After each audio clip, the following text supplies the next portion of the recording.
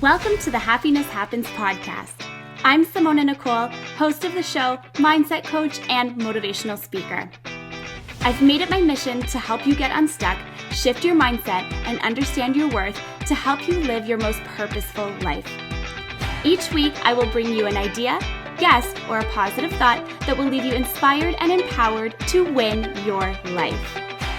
We decide the stories we tell ourselves and where we invest our energy. I'm so grateful you popped in. Now let's dive in. Hello, everyone. Welcome to the Happiness Happens podcast. I am so excited that you're here yet again. Thank you so much for coming back week over week. It makes me so happy, and I'm so grateful that you're here. We have two incredible guests today, as you can see.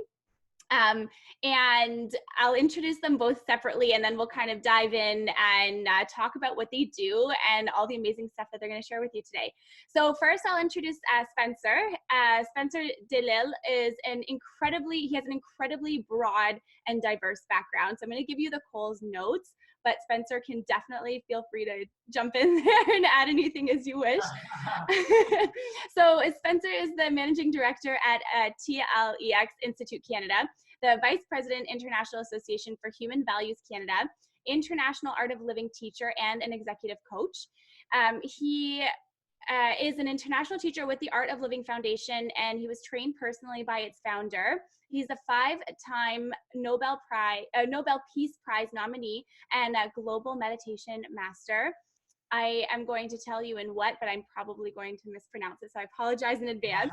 It's Sri Ravi Shankar in India, the US and Canada. And for the past 15 years, he's been practicing these techniques, and for the past 11 years has taught Sri Yoga, Sahaj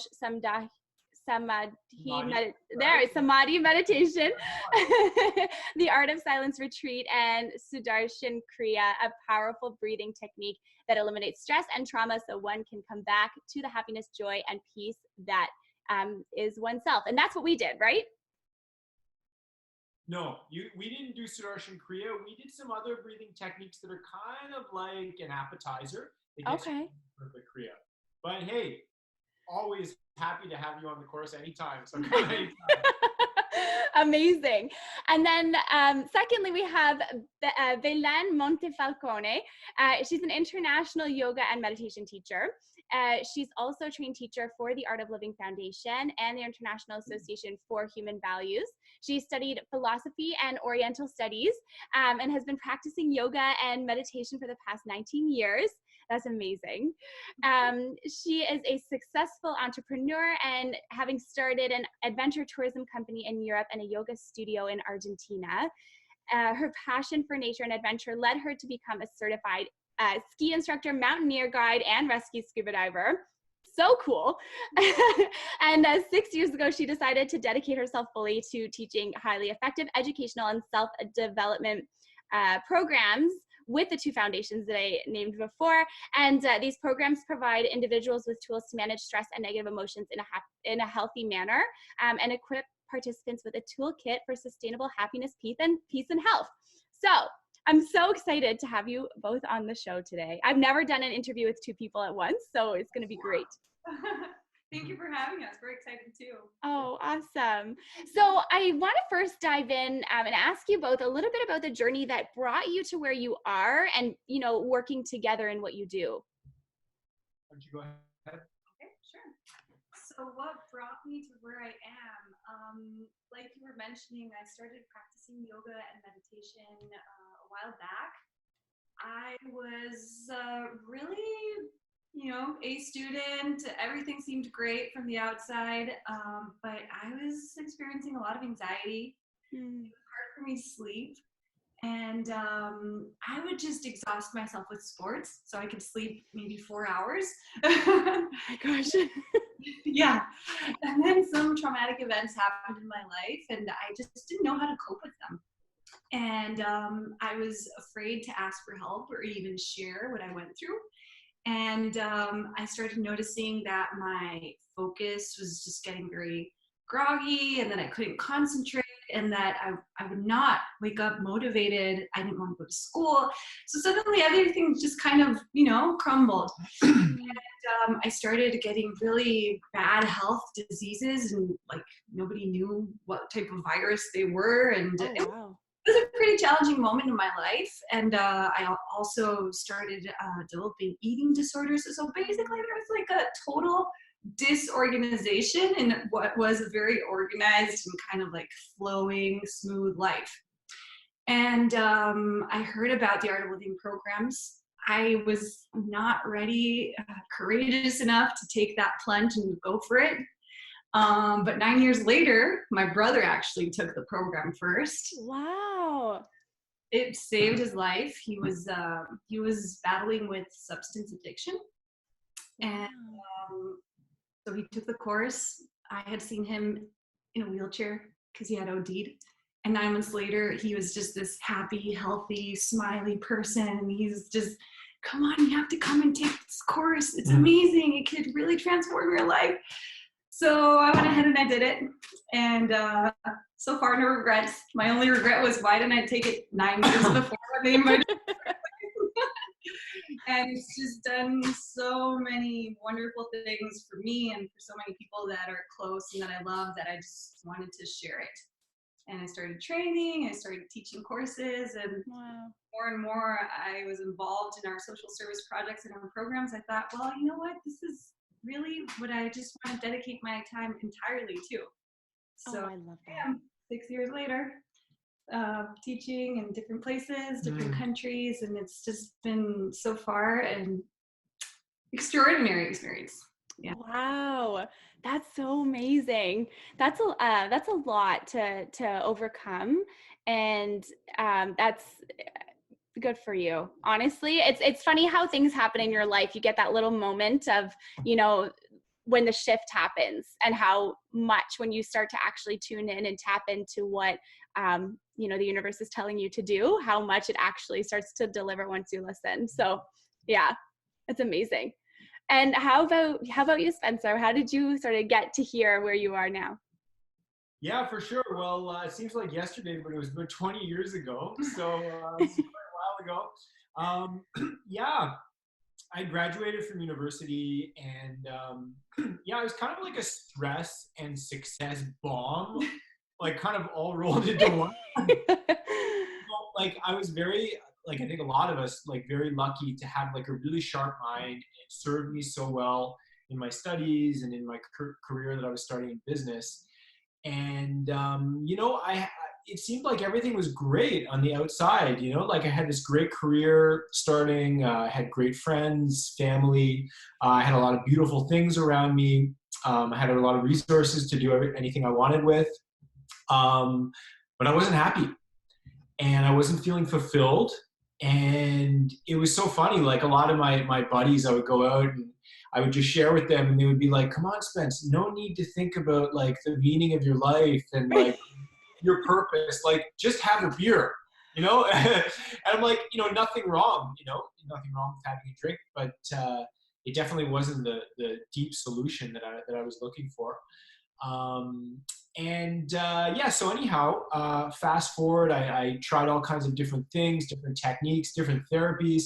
I remember being in a psychologist's office, and I mean, I was paying like multiple times a week, $300 to go see, which, hey, if you're getting great therapy, it's, it's worth it. But I just remember like halfway through one of the sessions, she just completely broke down. And she was just crying and crying and crying. And she just told me, like, I can't take it anymore. You don't understand what it's like for people that tell me their problems all day. She's like, I'm depressed, I'm riddled with anxiety. I can't take it anymore. And I was just thinking to myself, like, oh dear. Oh God. Yeah. Who's getting the help here? Yeah. I mean, this is like the blind leading the blind. So I was like, whoa, like I have to do something. I don't know what it is. So I moved back. I was living in Toronto. I moved back to the city that I was born in, Montreal. And I went back to school. And it was there that I discovered the happiness program. And I did the Sudarshan Kriya. The thing that really attracted me to it was that the teacher, her name is Maya Polsky. she was just so enthusiastic and so happy and just really sincere, right? Um, and I was just like, that is what I want. You know, I want to live my life in that way. Yeah. So I started to practice the Sudarshan Kriya, and it was crazy because like a lot of other meditations I was doing, it was like, what do you call that? Like something where you just sit with your thoughts, and my thoughts were like driving me crazy. Like, and I had all kinds of, oh, I could be doing things much better with my time and blah, blah, blah. You know, so this technique that was so active made a huge difference for me, a rhythmic breathing technique, the sky meditation. And the final product of it giving me such a clear, calm mind that I hadn't really had since I was a kid made a huge difference. And there you go. Then I started taking more courses, took our Sahaj Samadhi Meditation, Art of Silence, Deeper Meditation Retreat, and eventually became a teacher. I actually took a sabbatical from my job for, well, actually what I thought was just gonna be a 1 week vacation. It turned into 3 years of teaching in France. Wow. They let you take a sabbatical for that long? You're lucky. You know, it's funny because you know, it's so funny because like when I asked my boss for the vacation, you know, to go to France, he told me, you're not coming back. You know, because he knew how you know passionate I was about these techniques and this way of life. And I just said, oh, come on, it's just a week's vacation, like no big deal. And then at the end of that week, I said, listen, I love teaching and I want to do this full time. And he essentially said, you know, take some time, take those 3 months. And if you decide that it's what you want to do, then go for it. But just know the door is always open if you want to work here again. So Oh, that's so good. yeah, it was amazing. And I never looked back. Like now it's been like 11 years teaching and Wow. yeah, I've been able to travel many places in the world, and it's now in Toronto, starting a center here in Midtown, and yeah, meeting amazing people like you. And yeah. So you never went back to that job, did you? No, I didn't. No. Most things stay in the past, don't they? No, Oh, that's so good though. That's awesome. And so you both met while being at the Art of Living Foundation together, right? Yes, that's right. At the same time. well, no, Yes. We met in the Art of Living Foundation. Oh, sorry, I thought you meant like at the same time we started the Art of Living. No. We met, what was it, like 5-6 years back? I think it was 6 years back. We have a beautiful retreat center in the province of Quebec. Mm-hmm. And it's an international retreat center. So the founder, Sri Ravi Shankar, which he pronounces pretty well. Kudos for that. A couple of times a year, and he gives these massive programs where people from different countries come and attend meditation and the yoga programs. And we met there, and we've been working together for the past 5 years. Yeah, 5 years. Wow. Yeah, and it's interesting, like that started actually because I was teaching research courses in London, Ontario. That's where I was before. Okay. And yeah, we actually started to have many more courses happening, and some courses happening actually particularly with around PTSD. Mm-hmm. And so then we needed another teacher, and we were very lucky to have Bele come, and she's a superb instructor. And yeah, it's been like 5 years of being colleagues together, so it's been really, really great. Yeah. Wow, that's amazing. Needs work because we've lasted this long. That's it. It's a challenge. I mean, you think, you know, like working with anybody, you know, it's like it takes, you know, everyone's got their own personality and their own vision on things, and having this wisdom and techniques definitely helps. Yeah. Oh yeah, definitely. Absolutely. In any, I think in any type of, you know, setting, whether it's your corporate job or your, you know, your own business or working together or anything that you do, I really feel like having techniques in order, like to know how to sort of de-escalate in your own mind is so helpful because you really don't get stuck in the stuff that like doesn't really matter. It's like that. It's like, you know, does it matter in 5 years? Will it matter in 5? It's like the 5 days, 5 months, 5 years. Have you heard of that before? Yeah. Yeah. Like, will it matter in 5 days, 5 months, 5 years? No? Okay, we let it go. Yeah. So let's talk a little bit about the Art of Living Foundation. So what exactly is it? If you could tell our listeners what it is, what you do. You have a founder as well. And so, yeah, tell us a little bit about it. Sure, you want to go ahead? Sure, go for it. So the Art of Living, we're a non-for-profit organization. We're present in over 150 countries. We're a charitable organization here in Canada. And basically the mission of the foundation is to build a stress-free, violence-free society. Wow. And the approach is very individualistic. The goal is to equip every individual with the proper tools to manage stress and negative emotions in a healthy, sustainable way. So the founder, like you were mentioning, his name is Sri Ravi Shankar. He's originally from India. He's a global humanitarian, and he's well known for his peace efforts throughout the globe. And of course, he's a meditation master. So many of the tools that we share in our workshops have these ancient techniques, and they're now backed by cutting edge science to show how beneficial the continuous practices are. Mm-hmm.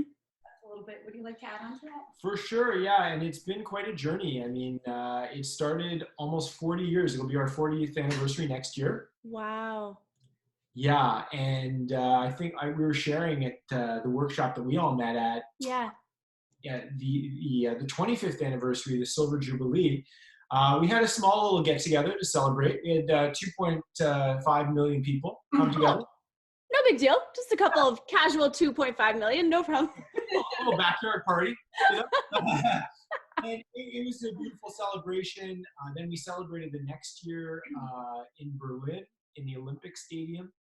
That was amazing for the 30th anniversary. 35th anniversary, we were back in India, and we had 3.75 million come. Wow.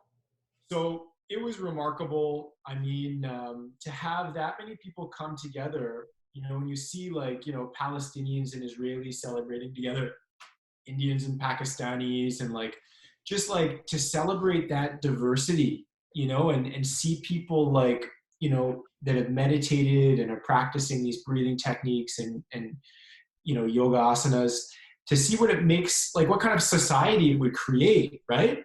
It's just really remarkable. Yeah. Wow. Yeah. I remember being in an ocean of people. There were people all around, a huge stage, 8 acres, and it was just, you know, coming upwards like a mountain.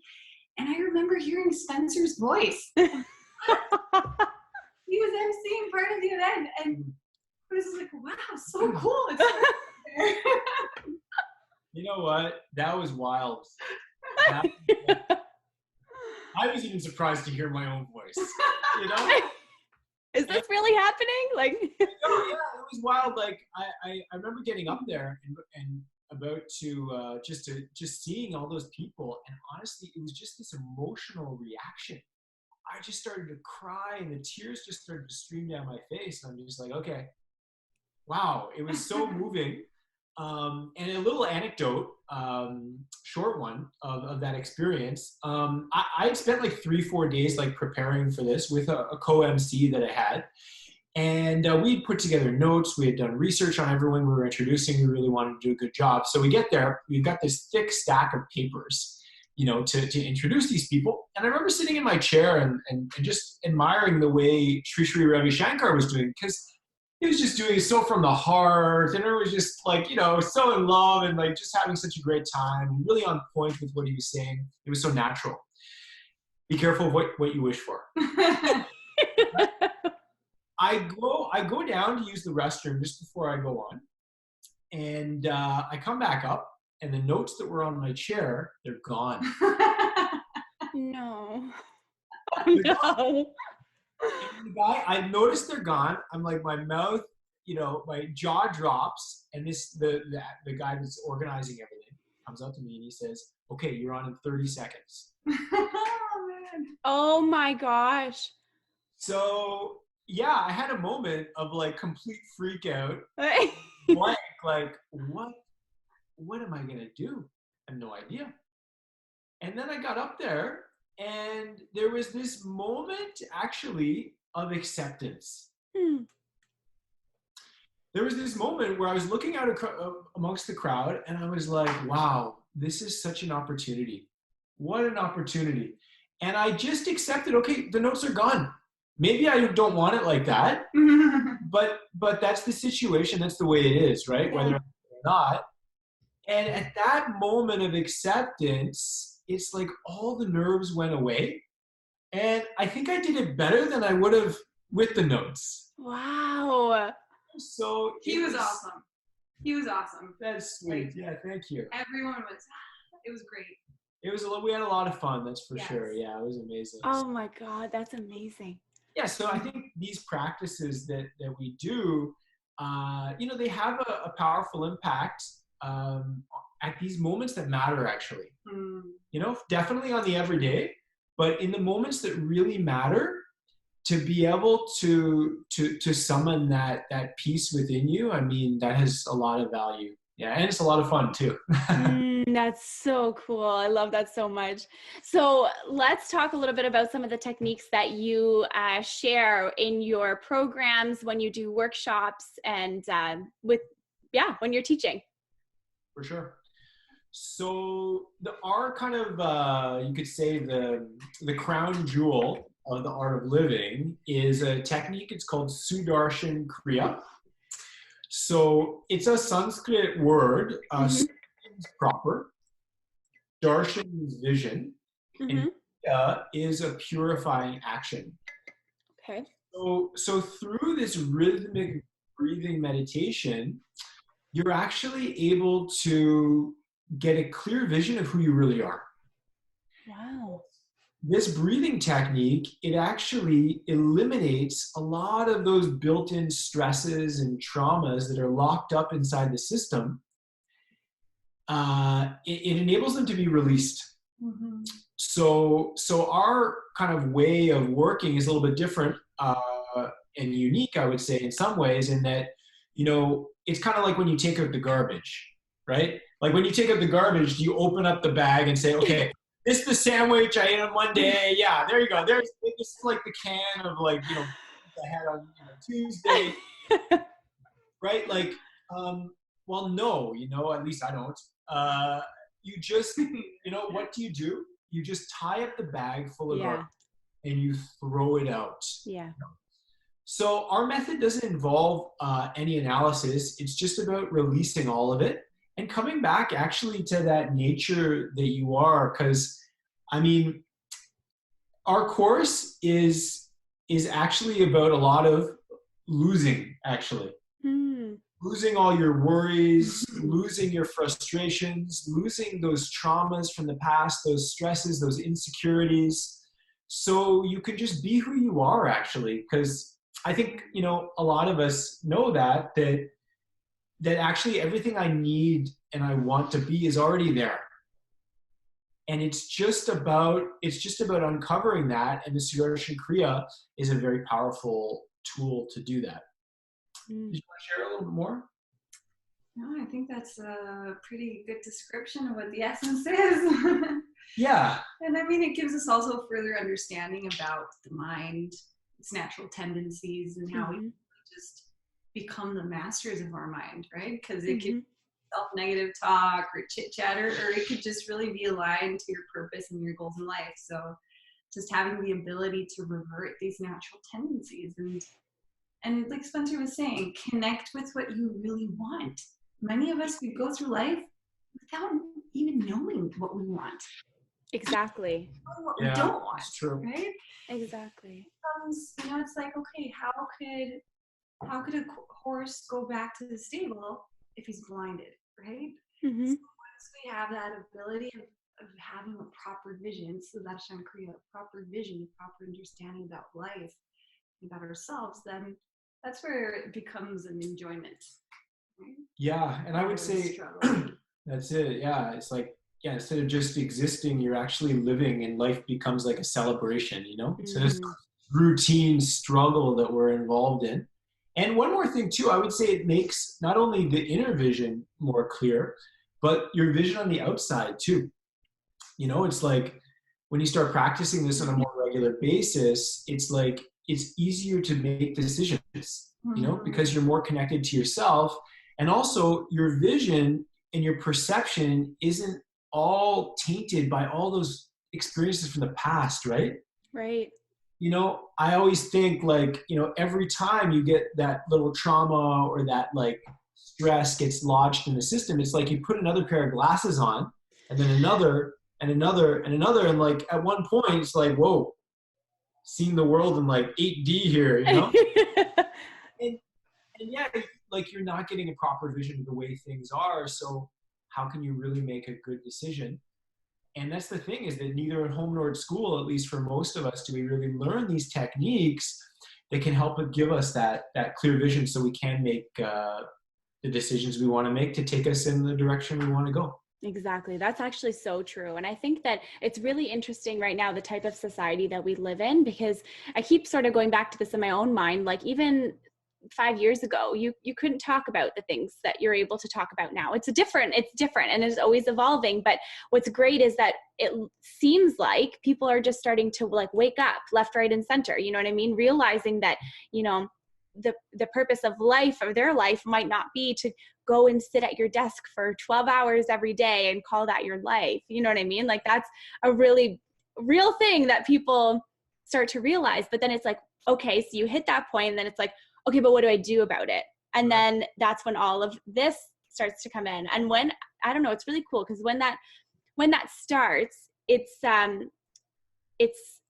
really powerful to see how one thing can sort of lead to another.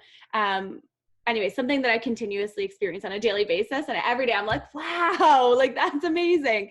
But I did want to ask you, what would you say to the person right now who is stuck in that place of fear, or in that place of not knowing how to take the next step in their life? What would you say to them, you know, to help them move through that hard place?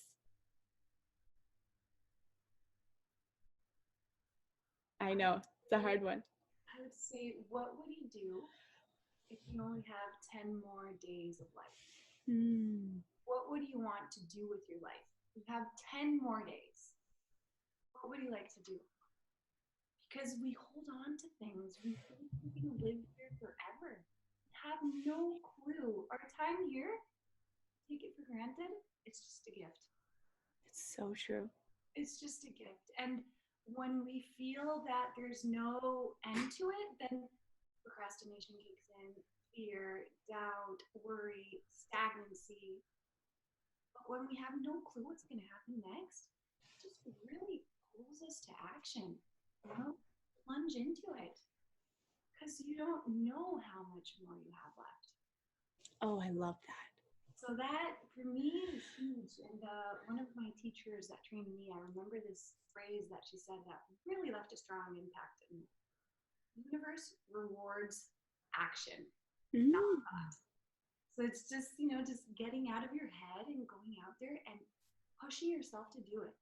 I remember after my first happiness program, I would push myself to do the things that I was most afraid of. So at that time of my life, it was more than a decade ago, I was still coming out of my eating disorders, and I was very self-conscious in my image. And I'm from Argentina. Girls are beautiful, very like, it's a very visual society. And I remember I would never wear shorts or skirts. And it could be like 39 degrees Celsius. And I would wear just like a more, you know, conservative thing, keep low key. And after my course, I was like, find the shortest short, put it on and get out there. And it's just so, there's so much freedom that we experience, because the truth is that the worst scenarios are the ones that we play in our head. And in reality, they never turn out that way. So I always think to myself, what would I do? These were the last 10 days of my life. Would I put this on hold?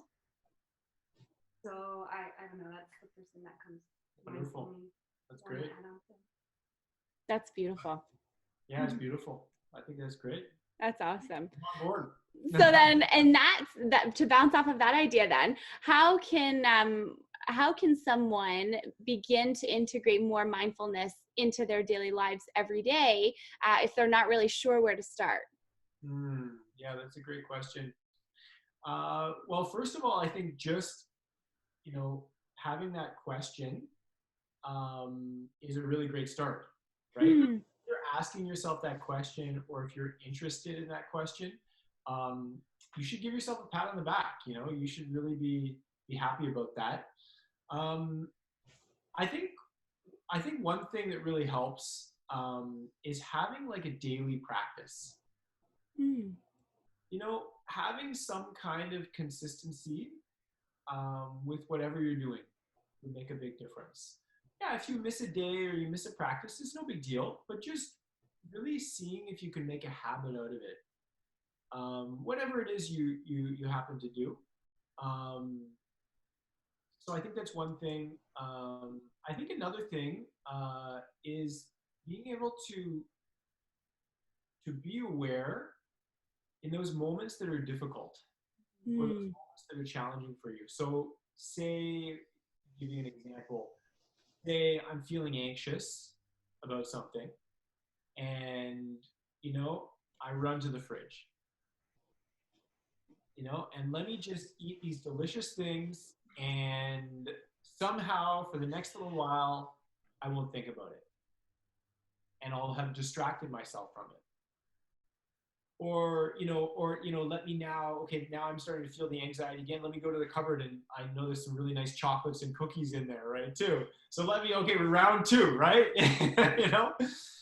So, I think we've all had moments like that. Round 3, Netflix. You have to put it out there. Yeah, round 3, Netflix.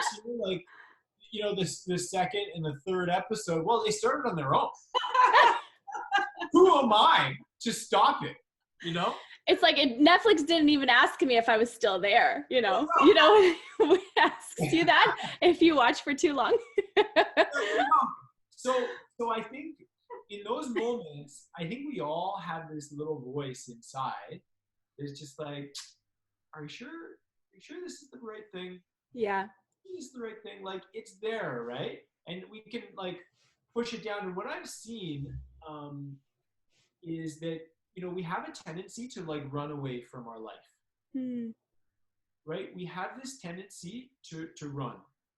And I think we all at some point we do. And being able to have the courage to just be with whatever is. I love that. Yeah, just being with what is a really beautiful mindfulness practice to have.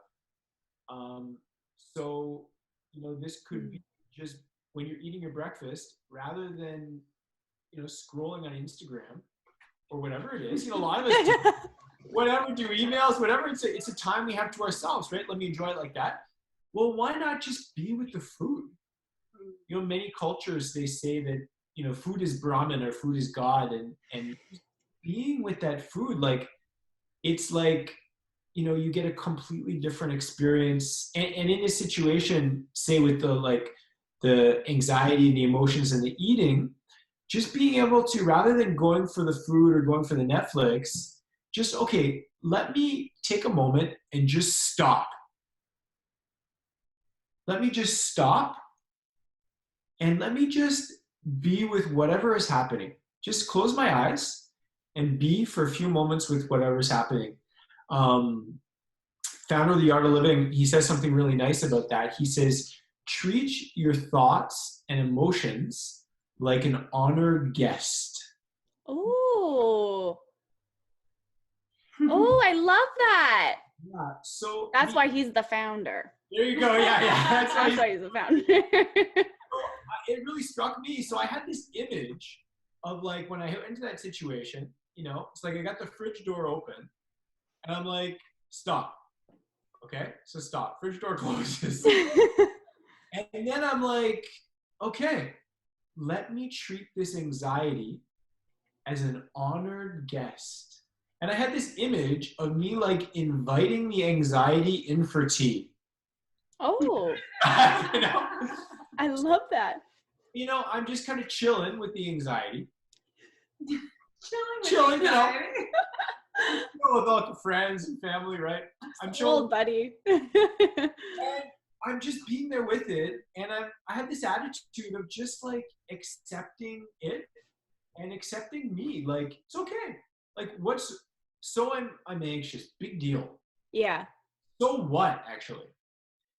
And then when that happened,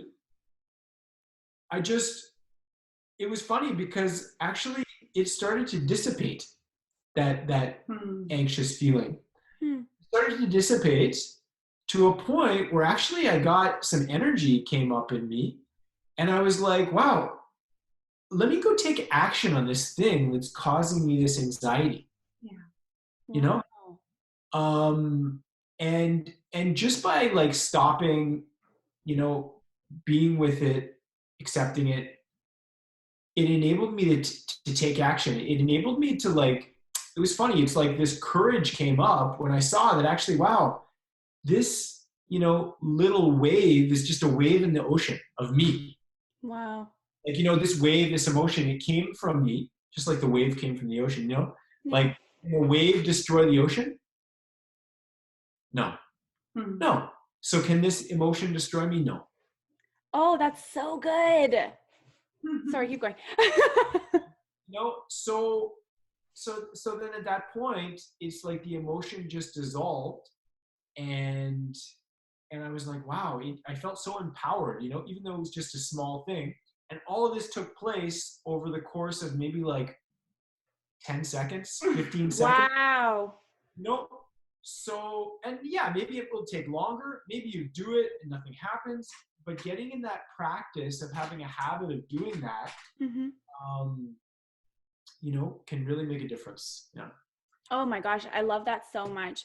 I love the analogy about the ocean though, because it's true. I mean, we tend to think sometimes when we're in a thought, we tend to think that that's like the only thought that's going to stay, and then it's never going to get better, and that's where we're going to stay stuck. But you know, it's kind of like fear in a sense. When you're fearful of doing something, you know, it's I've gotten asked this a couple of times, like, how do you move past that point of fear? And it's like, well, if you think of everything you've ever done in your life and every emotion you've ever had, you've always made it through. You know what I mean? You've always made it through that really hard emotion or that really hard time, or, you know, that thing that was the most challenging that you could have ever imagined. And you made it through, and something even more beautiful came from it. And it always does. And it could be, you know, a really hard situation too. It could be loss, it could be anything, but there's always some kind of beauty in the struggle that we're faced. So I love the analogy that you used about the wave, because it's so true. It just comes and it goes. Wonderful. Yeah, it's amazing. I've heard the analogy in a number of places, and whenever I hear it, it's like it really touches me too. Yeah. Oh yeah, that's going to stick with me for forever. I think that's awesome. It's good to know though, because it's like, you know, you're not alone in your thoughts, and they're allowed to come and go, and that's how you live. But it's, what do you act on, right? That's the key piece. Which one do you act on?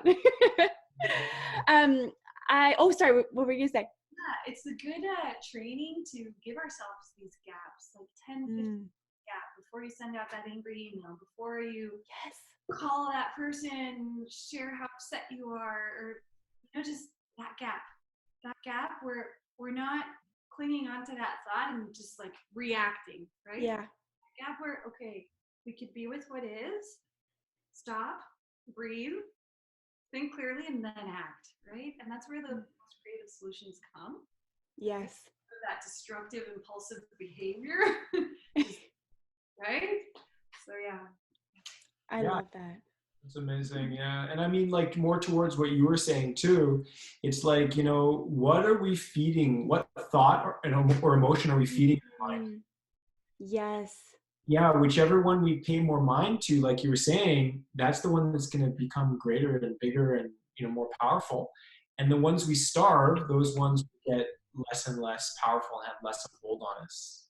Yeah. Oh, that's so true. I'm so glad that you added that in. Thanks. I'd love to talk a little bit about the happiness program that you have. And, what happens when you attend it? What happens if you go to this program? Your license to feel miserable is booked. Just kidding. Basically, Pretty summarized. It's such a good thing that you're on the Happiness Happens podcast. I mean, On the miserable podcast, that would we'd be kicked off. it wouldn't work. Go for it. Yeah. So it's a very power-packed, transformative 3-day workshop. We work on different tools to address the 7 different dimensions or layers of our existence. So we work on yoga postures to really, restore the body, and we work on how we can address the natural tendencies of the mind and through breath and meditation. And it's just, for me, it's just a beautiful combination of all these tools that come from this Vedic philosophy of yoga and meditation. Mm-hmm. Very simple, practical, user-friendly approach. So, for sure, if you're a philosophy geek like I am, you could open up the text and start just like feeding it all in. But then how do you actually apply that knowledge to your day-to-day? Because that's when you're going to benefit the most out of it, right? Exactly.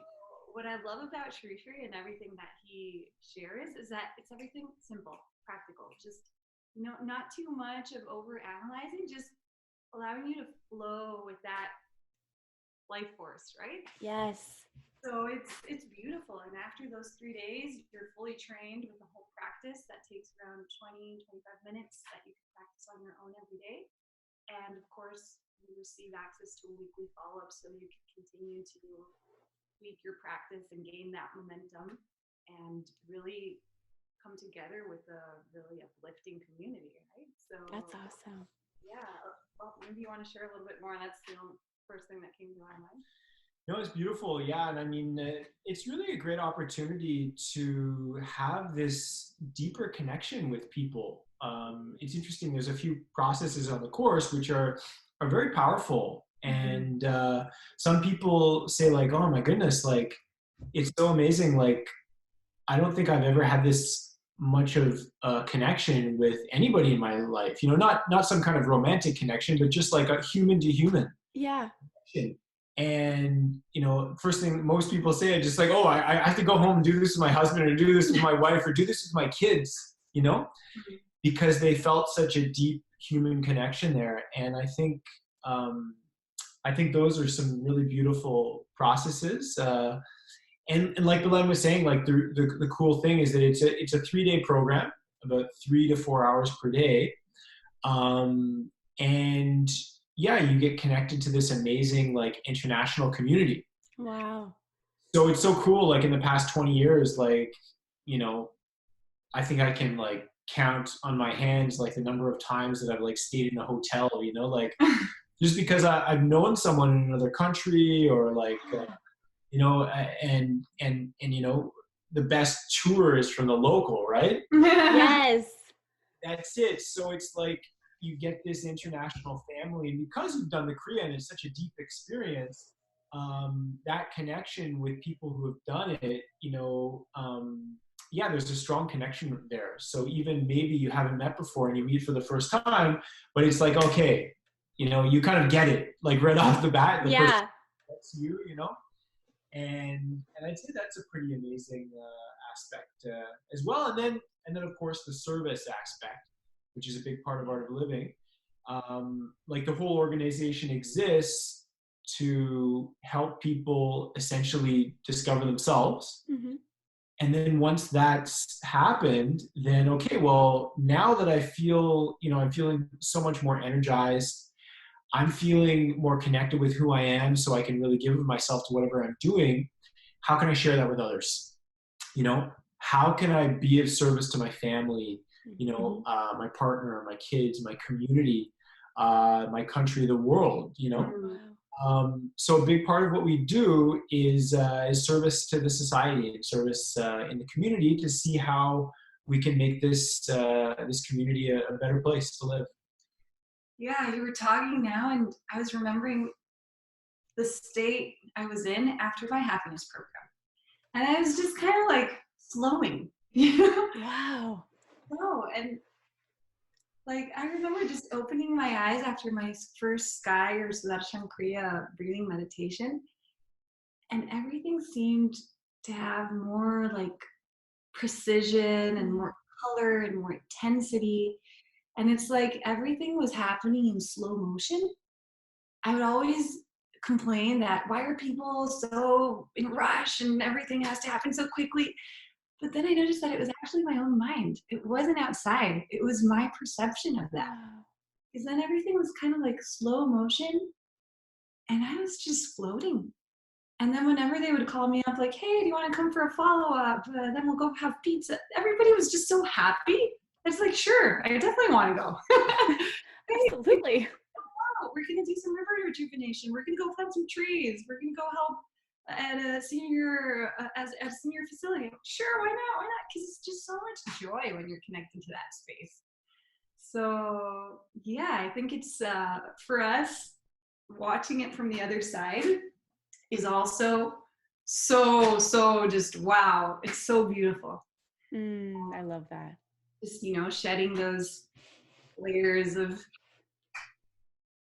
all that heavy weight that we carry that we don't need it, you know, done. Exactly. Vacuum cleaner and come back to just celebrating your life and being there for others. I love that. I have a question to bounce off of that thought. Why is it that when we invest the time in ourselves and take care of ourselves, that we're able to help and impact people on such a significant scale and in such a significant way?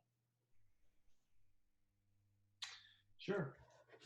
Go ahead. Yeah. Okay. Yeah, sure. So, so recently, we're giving a workshop at Air Canada, and and it brought to mind that example of that safety card, and what happens when he pressurizes. What do they tell you to do on the safety card? And usually they have the mom and the kid, or the dad and the kid, and so what do? Well, you're supposed to take care of it. You put the oxygen mask on yourself first. Yeah. But when the kid is there in the situation, what's the instinct? To take care of them first. You got it, And I thought this is such a good metaphor for life because, what's the danger in that? Well, You pass out. Yeah, there you go. You pass out and neither you or the kid gets saved. So I think that's the thing is that, in a lot of our lives, we're taking care of everybody except one person. And that's the thing. It's like we're driving around in our car and it's like, well, and the tank's on empty. And it's like, well, I've got no time to get gas. Look at my list of things to do. Right?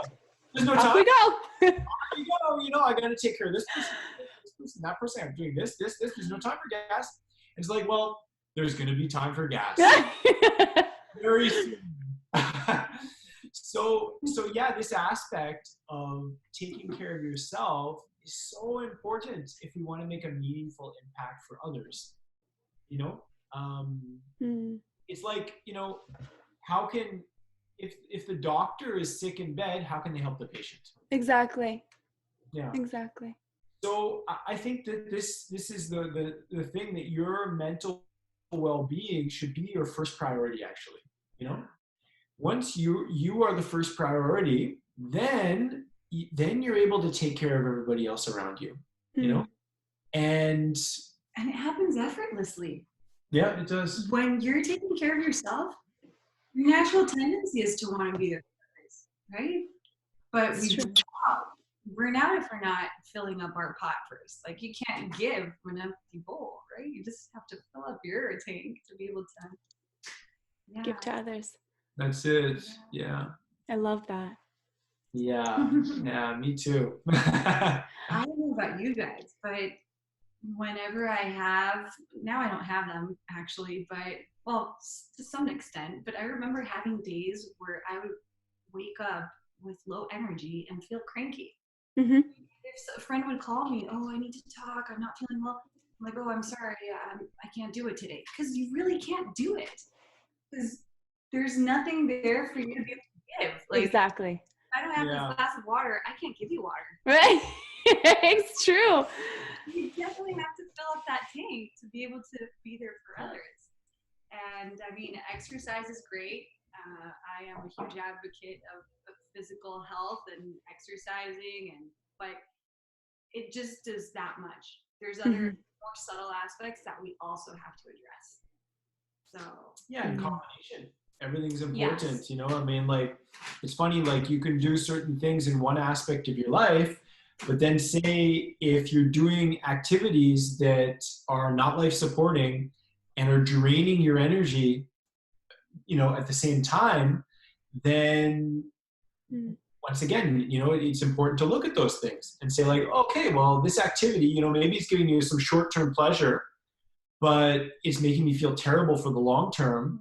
You know, like, is this really how I want to live my life? You know, so being able to you know, to have these daily practices for the mind, the emotions, the body, but then also looking at how we can live that kind of a life in the other aspects of who we are. Wow. Makes sense, I think, too. Oh, that's so good. You are great at interviewing together. You really bounce off each other, which is really great. I mean, yeah, you complement each other very nicely. I got you. I love it. Is there anything else that you wanted to share with our listeners today? I can't believe how quickly time has flown by, but I do have one more question for you. But I'd love to know if there's anything you wanted to share in addition to what we spoke about. And if not, that's okay. You can say no. I'm curious about your question now, to be honest. Share one thing too. Like, I mean, one thing that I did want to share, more I have my degrees in biochemistry, so I'll put my little scientific hat on. One thing I think that's important is definitely experience. I mean, I think that's the first thing. You know, it doesn't matter what any research study says, you need to experience it for yourself, for sure. Well, I think that's really important. But also it's nice to know that, like, there's been some really rigorous research, you know, done on the techniques you're doing. And I know with us in the Art of Living, there's been, like, you know, over 30 years of research. We've got 70 independent research studies that have been done. Oh, which is really amazing. Very cool. Many of them peer reviewed, and yeah. Some of them from Canada. That's it. Wow. Yes. Let's go. Let's go. That's right. Love it. Oh, Canada. Yeah. I mean, some of the results from studies that we're doing now are really cool. Like Sudarshan, Kriya, some of the studies have shown that it decreases serum cortisol by 56%. Wow. Which is the stress hormone in the body. Wow. And what we know from science is that when your cortisol level gets too high, it actually floods your cerebral cortex that's responsible for decision making and, you know, intellectual reasoning and problem solving, so that actually your neurons can't communicate. That's a problem. Yeah. Small detail. No communication going on in the brain. Yeah. So Great. you get into, like, an emergency situation or a moment that really matters. Sometimes, like you said, you can just freeze because literally the brain is frozen. And only when we reduce that serum cortisol will we actually be able to come back to those higher levels of functioning. And Kriya does that. Another aspect, there's another stat, is it decreases depression. So 70% remission rate in depression in the first month. Wow. So with regular practice, it has a very powerful impact on the brain and really the whole body. Another course we teach is a meditation course. It's called Sahaj Samadhi. And this is one of the studies we're doing in London. And what we saw was that with the practitioners of Sahaj Samadhi meditation, they were 3 times likely to come out of their depression into full remission than people that were using traditional therapy alone. Wow. Yeah. So really, cool studies and cool results. And of course, I mean, the daily practice is important, but the practice itself has a huge impact. Like there was a study done at Stanford a few years ago with people with PTSD, and they saw dramatic decreases in the levels of trauma and post-traumatic stress in the participants. And what they did is that they measured them after the course as well. And what they saw is that at 3, 6, and 12 months after the course, they experienced the same level of reduction, whether they practice the daily practice or not. Wow. So just even doing we always recommend to practice. Yeah, right. I don't want to take the wrong example, but like, it's pretty incredible that you do something once and you don't do it after that and still the benefits persist. So that's pretty incredible. Yeah, it is pretty neat. So yeah, I thought I would just highlight. I love that. Numbers there. I'm so glad that you did. That's so important to know. That's awesome. It's really, really great because I also think that, you know, people can be sometimes more hesitant to spiritual practices and that kind of thing, only because they're like, well, where's the research? You know what I mean? So the fact that you have the research to support everything that you do is pretty incredible, because it just shows like proof is in the pudding. Like it's right there. You know what I mean? Like it's right there. Oh, I love it. Okay, so my last question for you today is a question that I ask all of my guests when they come on the show. It is how can you begin to create a little bit of happiness, a little more happiness in your life every single day starting today? I like this question. Can I take it? Go ahead, yeah. How can you create more happiness throughout your day? Well, we said action. So maybe if you have a journal, personal journal, or even your phone, you could take 5 minutes right after listening to us. Really just take at least 5 minutes or more and write down 3 columns. What do you want to stop doing in your life? Write down those things that you do that actually don't bring happiness to your life. What do you want to start doing in your life to really jack up the notch of happiness? And what do you want to continue to do? Those things that you already do that really make you feel very happy. Like, I don't know, you go to dance classes. Well, continue. How many times a week do you want to go? And really commit to that. Prioritize yourself. And just have like a time-bound vow or something, right? Because if we say, okay, I'm going to do this for all my life, then we're just setting ourselves up for failure. Yeah, right? Exactly. But if we say, okay, maybe I'll commit for this next week. So I have 7 days. Okay, I'm going to stop watching Netflix before going to bed. I'm going to stop, okay, all those things. What do I want to start? I've always wanted to start to learn Italian. So I'm going to sign up in an Italian class, and I'm going to, right, just really be truthful. And it's real. And commit to it for those 7 days. See how it goes. See how it goes, and then you can extend. But really, you know, take those 5-10 minutes to connect with what you want, what brings happiness and joy in your life, and give it your 100%. Oh, I love that tip. No one has ever said that before. Sometimes I get like repeat ones, but that no one has ever said that happiness tip. I love it. Oh, thank you so much for coming on the show. I really, really appreciate your time. Yes. Oh my God, of course. How can our listeners connect with you if they want to learn more? Okay. So we're on social media. So Spencer, social media is? Yeah, so Instagram is just my name, Spencer Delisle. And then on Facebook, same thing. And Twitter, it's Spencer_Delisle. Oh, getting crazy over there. Yeah. You're really throwing us through a loop right now. Yeah, it was taken, so there we go. My Instagram and Facebook is belen.montefalcone, and my phone number and my email are there. So perfect. Feel free to reach out to me over the phone or by email, and I'll be happy to chat. Amazing. I'll also put it in the show notes so people can be sure to just click and then link right there. It's awesome. Thanks, Simona. Awesome. Absolutely. Thank you so much for coming on. This was so fun.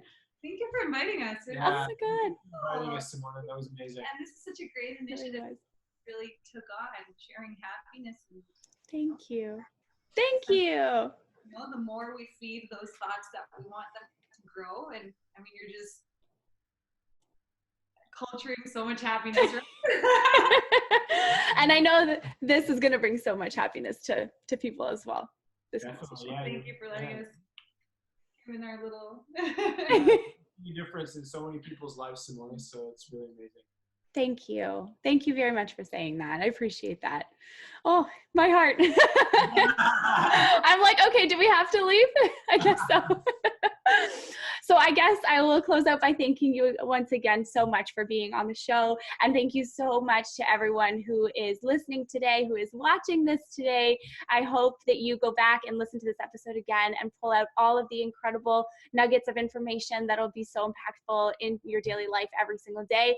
And take the tip, you guys, take the happiness tip and start stopping what you want to continue. It's such a good exercise to do. And I know will bring you so much clarity and happiness to your day. So thank you again for tuning in. And remember that happiness happens when you're least expecting it.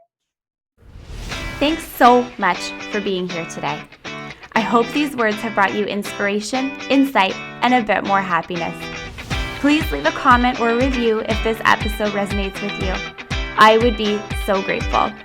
Until next time, remember that happiness happens when you're least expecting it.